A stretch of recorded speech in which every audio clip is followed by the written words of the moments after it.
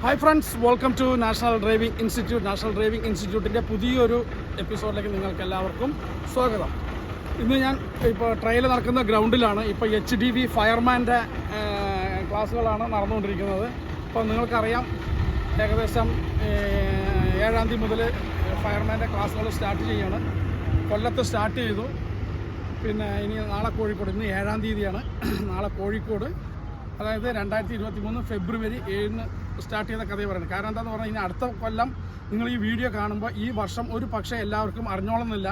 ആ അറിയാനുള്ള ഒരു അറിവിലേക്കും കൂടി വേണ്ടിയിട്ടാണ് ഇന്നത്തെ ഡേറ്റ് പറഞ്ഞ് തന്നെ ഈ വീഡിയോ ചെയ്യുന്നത്. ഇപ്പോൾ ഞങ്ങളിവിടെ പ്രാക്ടീസ് ചെയ്യുന്നത്, എനിക്ക് 2 തരം വണ്ടികളുണ്ട്. ഒന്ന് ആ വണ്ടി, അത് നോക്കൂ, അത് വൈക്കിംഗ് ചേസാണ്. ഇത് വന്നിട്ട് എൻ്റെ അടുത്ത് നേരത്തെ ഉണ്ടായിരുന്ന ഒരു വാഹനമാണ്. ഈ വണ്ടിക്കുള്ള പ്രത്യേകത, ആ വണ്ടിയുടെ വ്യത്യാസത്തിനുള്ള വീഡിയോകളൊക്കെ ഞാൻ ആൾറെഡി ഇതിൽ ചെയ്തിട്ടുണ്ടായിരുന്നതാണ്. അപ്പോൾ അന്ന് ആ വീഡിയോ വീണ്ടും നിങ്ങൾ കാണുന്നുണ്ടോ, അതിനെക്കുറിച്ച് മനസ്സിലാക്കിയിട്ടുണ്ടോ എന്നുള്ളത് എനിക്കറിയില്ല. ഇപ്പോൾ ഈ വൈക്കിംഗ് ചേസ് എന്ന് പറയും, ലൈലൻഡിന് 2 ടൈപ്പ് ചേസാണുള്ളത്.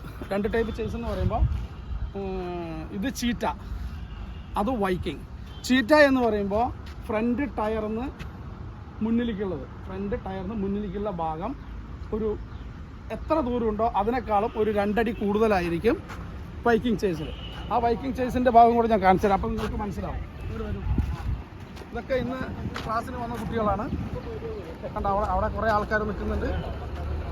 ഇവിടെ അത് സൂം ചെയ്താൽ കറക്റ്റായിട്ട് അത് അറിയാൻ പറ്റും. അതൊന്ന് സൂം ചെയ്ത് കണ്ട, അവിടെ കുറേ ആൾക്കാർ നിൽക്കുന്നുണ്ട്. അപ്പോൾ ഇവരുടെ ക്ലാസ് കഴിഞ്ഞ ശേഷം ഇതിലേക്ക് കയറാനായിട്ട് വെയിറ്റിംഗ് ആണ്.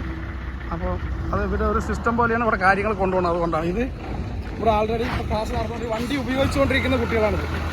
ഇതുകൊണ്ട് ഇതിൻ്റെ ഫ്രണ്ട് ടയറിന് ഫ്രണ്ടിലേക്കുള്ള നിങ്ങൾ നോക്കൂ, വളരെ ഡിഫറെൻ്റ് ആണ്, മറ്റേ വണ്ടി പോലെയല്ല. അപ്പോൾ അതായത് ഇത് വൈക്കിംഗ് ചേസും അത് ചീറ്റ ചേസും.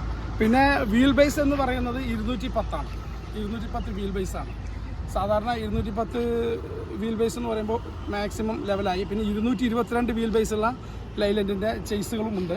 ആ 222 വീൽ ബേസുള്ള ചേസുകൾ എന്ന് പറയുമ്പോൾ നമ്മൾ നിങ്ങൾ എന്താണ് പറയുക, സ്ലീപ്പർ സീറ്റുകളോ കാര്യങ്ങളൊക്കെ ഉള്ള വണ്ടികളാണ് കൂടുതൽ ഉള്ളത്.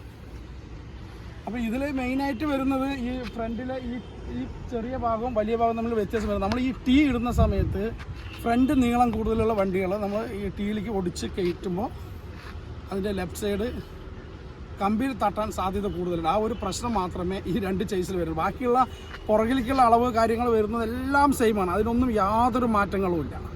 പിന്നെ ഇപ്പോൾ 2 തരത്തിലുള്ള അളവുകൾ PSC ചെയ്തിട്ടുണ്ട്. ഒന്ന് 26, 25 എന്നുള്ള സൈസും പിന്നെ 25, 20 എന്നുള്ള 2 സൈസിലും PSC ടെസ്റ്റ് നടത്തിയിട്ടുണ്ട്. ഈ 25, 20 എന്നുള്ള സൈസിൽ ടെസ്റ്റ് നടത്തുമ്പോൾ നിങ്ങൾക്ക് ഭയങ്കര ടൈറ്റായിരിക്കും, അത് എടുക്കാൻ ബുദ്ധിമുട്ടാണ്. അതായത് ടൈറ്റ് കോമ്പറ്റീഷനുള്ള സമയത്ത് ഇപ്പോൾ കഴിഞ്ഞ ഒരു സ്പെഷ്യൽ റിക്രൂട്ട്മെൻറ്റ് ഉണ്ടായിരുന്നു, പോലീസിൻ്റെ ഉണ്ടായിരുന്നു, ഫയർമാൻ്റെ ഉണ്ടായിരുന്നു. ഈ 2 ഇതിലും 25, 20 വെച്ചിട്ടാണ് ഉണ്ടായിരുന്നത്. അപ്പോൾ 25, 20 വെച്ചിട്ടുണ്ടായിരുന്നതിൽ ഫയർമാൻ്റെ 15 ആളാണ് അതിൽ പാസ്സായിരിക്കുന്നത്. ട്രിവാൻഡ്രത്ത് വെച്ചായിരുന്നു.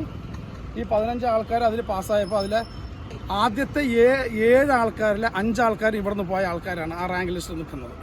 വേക്കൻസി കുറവാണ് എങ്കിലും ഇനി പിന്നീട് അത് ക്രിയേറ്റ് ആകുമോ, അത് കയറി പോകുമെന്നൊന്നും എനിക്കറിയില്ല.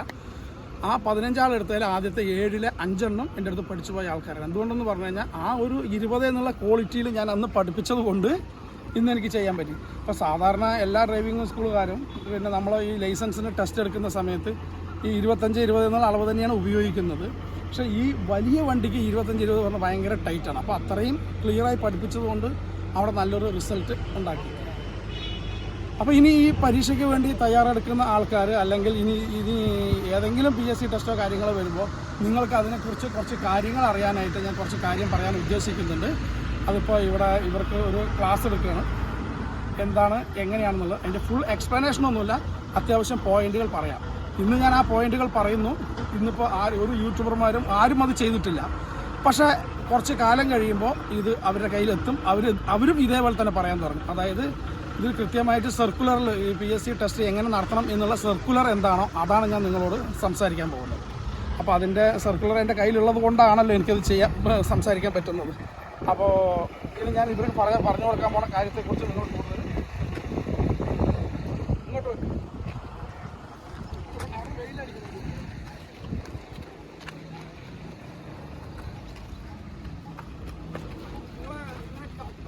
നോക്കാം. അപ്പോഴാണ് എനിക്ക്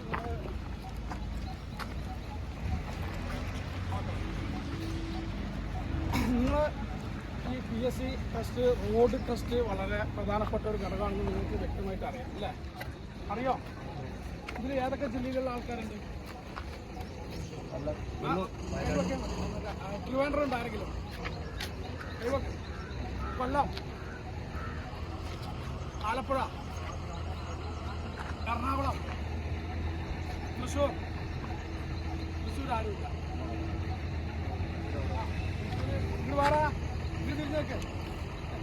കൈവയ്ക്ക, തൃശ്ശൂർ കൈവയ്ക്ക്. തൃശ്ശൂർ. ഇടുക്കി ഉണ്ടോ? തൊടുപുഴ, ഇടുക്കി ഇല്ല. മറ്റേ മലപ്പുറം ഇല്ല. കോഴിക്കോട്, കണ്ണൂർ, കാസർഗോഡ് ഇല്ല. വയനാട്.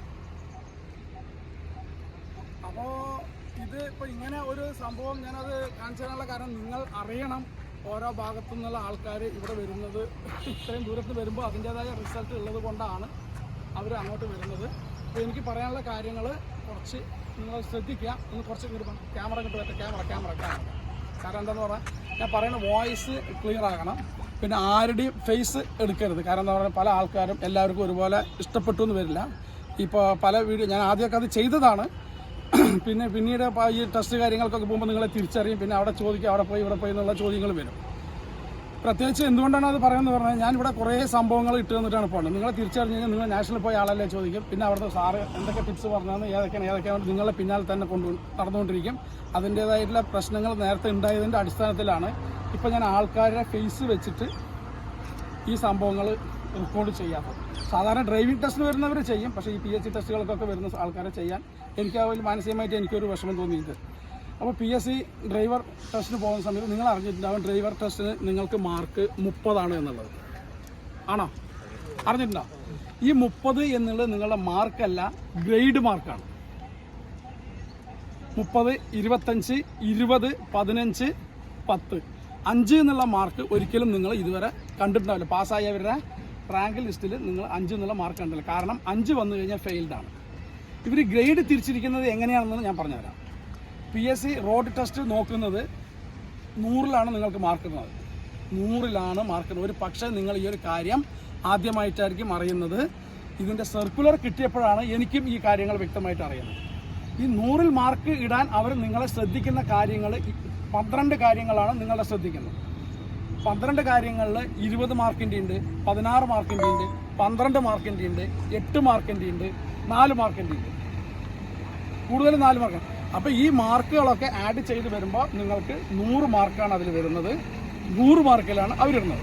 പിന്നെ ഇതിനെ എങ്ങനെ ഗ്രേഡ് മാർക്കാക്കണം, ഈ 100 മാർക്കിനെ ഗ്രേഡ് ആക്കണം എങ്ങനെയാണെന്നുള്ളത് നിങ്ങൾക്ക് അറിയാനല്ലോ. അപ്പോഴല്ലേ അതിൻ്റെ ഒരു പൂർണ്ണതയിലേക്ക് എത്തുള്ളൂ. അപ്പോൾ വണ്ടിയുടെ ശബ്ദം ചിലപ്പോൾ ഒരു ഡിസ്റ്റർബൻസ് ആയിരിക്കും. ഈ വണ്ടി അങ്ങോട്ട് പോട്ടെ, എന്നിട്ട് ഞാനിപ്പോൾ ബാക്കി പറഞ്ഞുതരാം. അതായത് 90, 90 ആൻഡ് എബോവ്, 90 ഈ 100 മാർക്ക് അവർ വാല്യൂ ചെയ്യുമ്പോൾ 90ൻ്റെ മുകളിൽ മാർക്ക് നിങ്ങൾക്ക് കിട്ടിക്കഴിഞ്ഞാൽ A grade 30, grade mark 30. 80 to 89 B grade 25 mark. 70 to 79 C grade 20 mark. 60 to 69 D grade 15 mark. 50 to 59 E grade 10 mark.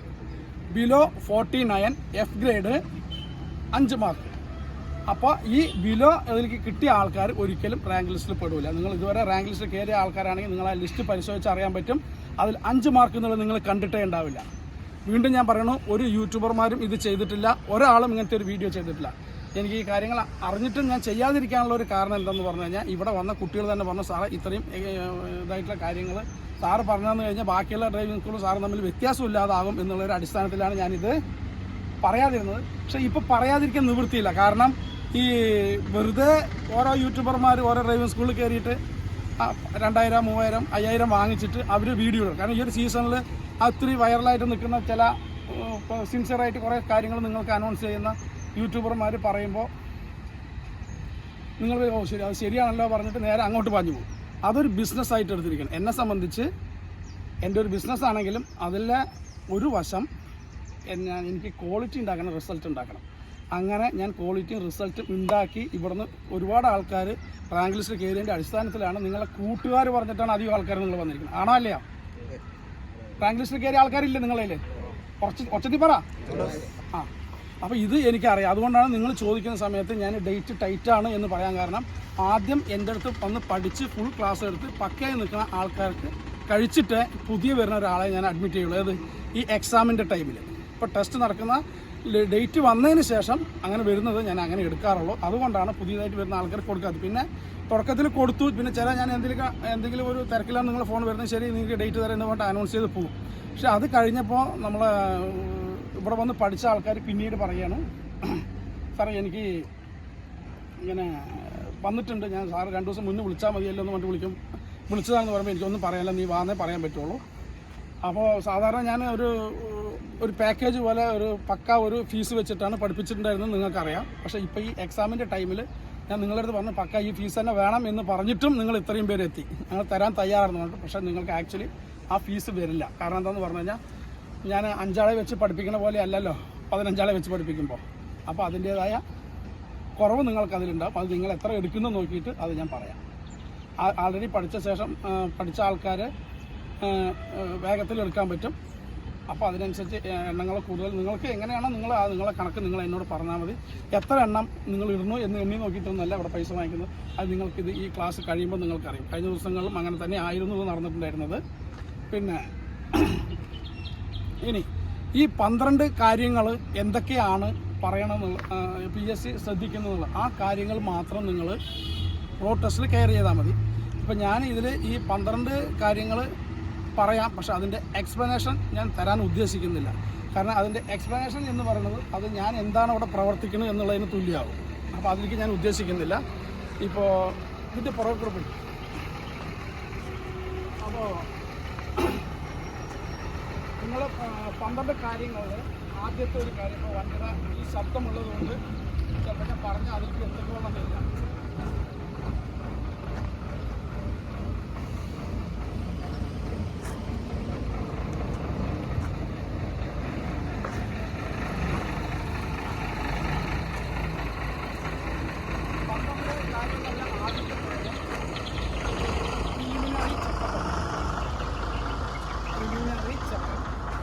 Start the vehicle.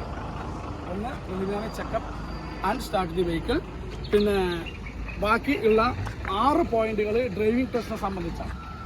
എന്താണ് 6 പോയിന്റ് ഡ്രൈവിംഗ് ടെസ്റ്റിനെ സംബന്ധിച്ച്? 1 steering steadiness and control, 2 gear shifting, 3 speed and distance judgement, 4 keep left side ഇടതുവശം ചേർന്ന് ഓടിക്കുക, 5 traffic rules and regulations and road signals, അത് എങ്ങനെ follow ചെയ്ത് ഓടിക്കുക എന്നുള്ളത്. 6ാമത്തെ പോയിന്റ് വരുന്നത് ഇതാണ്. ഏത് നിങ്ങൾ വേറെ വെഹിക്കിൾസും പേഴ്സൺസും റോഡിലുണ്ടാവും, അവരെ നമ്മൾ എത്രമാത്രം ഇത് റെസ്പെക്റ്റ് ചെയ്ത് പോകുന്നു എന്നുള്ളതാണ്. പിന്നെന്തോ കറക്റ്റായിട്ടുള്ള ആ വേർഡ് അതിലുണ്ട്, പക്ഷേ ഏകദേശം നിങ്ങൾ മനസ്സിലാക്കുക അവരെ റെസ്പോൺസ് ചെയ്തിട്ട് പോകുന്ന കാര്യങ്ങൾ. അങ്ങനെ 6 എണ്ണം ഈ ഇപ്പോൾ ഡ്രൈവിങ്ങിൻ്റെതും ആദ്യത്തെ ഒന്ന് പറഞ്ഞതും കൂടെ 7 എണ്ണമായി. 3 എണ്ണം ബ്രേക്കിങ്ങിനെ സംബന്ധിച്ചാണ്. ഒന്ന് ബ്രേക്കിങ്ങിൽ അതിൽ തന്നെ വരുന്നുണ്ട് clutch and gear control, 3 parking. അപ്പോൾ 7, 3, 10 എണ്ണമായി. 11ാമത്തെ എമർജൻസി ബ്രേക്കിംഗ്. എമർജൻസി ബ്രേക്കിംഗ് ചെയ്യുന്ന സാഹചര്യത്തിൽ നിങ്ങൾ എങ്ങനെ വണ്ടി നിർത്തും എന്നുള്ളതാണ് അതിൽ സൂചിപ്പിക്കുന്നത്. അപ്പോൾ ഈ എമർജൻസി ബ്രേക്കിങ്ങിൻ്റെ കാര്യം ഇപ്പോൾ പാലക്കാട് കഴിഞ്ഞ LDV ടെസ്റ്റ് അത് ചെയ്യിപ്പിച്ചിട്ടുണ്ടായിരുന്നു. പാലക്കാട് LDV ടെസ്റ്റ് കഴിഞ്ഞ ആരെങ്കിലും ഉണ്ടോ അതിൽ? ഇല്ല. ആ LDV ടെസ്റ്റിൽ എമർജൻസി ബ്രേക്കിങ്ങിൻ്റെ കാര്യം ചോദിച്ചിട്ടുണ്ടായിരുന്നു, ചെയ്യിപ്പിച്ചിട്ടുണ്ടായിരുന്നു. അപ്പോൾ അത് കൃത്യമായി പെട്ടെന്ന് ഈ എമർജൻസി ബ്രേക്കിംഗ് എന്നുള്ളത് എനിക്കും അതിനെക്കുറിച്ച് വലിയൊരു ഐഡിയ ഉണ്ടായിരുന്നില്ല. പിന്നെ ഞാൻ അതിൻ്റെ കൃത്യമായിട്ട് ഉത്തരം കണ്ടെത്തിയിട്ട് അപ്പം തന്നെ അത് അന്ന് ആദ്യ ദിവസം കഴിഞ്ഞത് 2ാമത്തെ ദിവസത്തേക്കുള്ള ആൾക്കാർക്ക് ഈ കാര്യങ്ങൾ കൃത്യമായി പറഞ്ഞു കൊടുക്കുന്നതിനാണ്.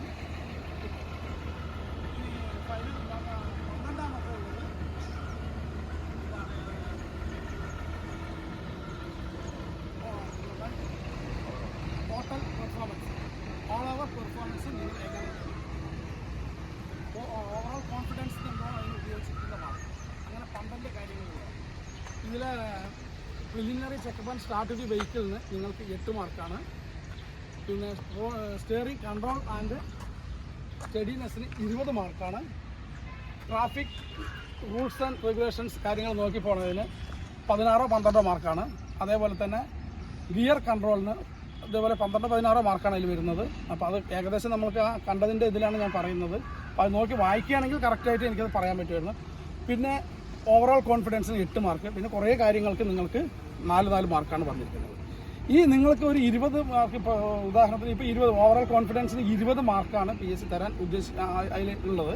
ഇതിനെ നിങ്ങൾക്ക് ഡിവൈഡ് ചെയ്തിട്ട് തരും. എങ്ങനെ ഡിവൈഡ് ചെയ്യാന്ന് പറഞ്ഞു കഴിഞ്ഞാൽ നിങ്ങൾ കൃത്യമായിട്ട് ഒന്നും പറയാനില്ല, നല്ല രീതിയിൽ പെർഫോം ചെയ്ത് കഴിഞ്ഞാൽ ഈ 20 മാർക്ക് നിങ്ങൾക്ക് കിട്ടും.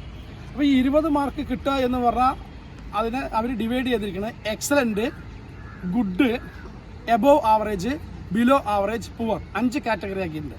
അപ്പോൾ 20 മാർക്ക് എക്സലൻ്റ് ആയി കഴിഞ്ഞാൽ 20 മാർക്കും കിട്ടും. ഗുഡ് ആണെങ്കിൽ 15 വീഴുള്ളൂ, എബോവ് ആവറേജ് ആണെങ്കിൽ 10, ബിലോ ആവറേജ് 5, പുവർ 0.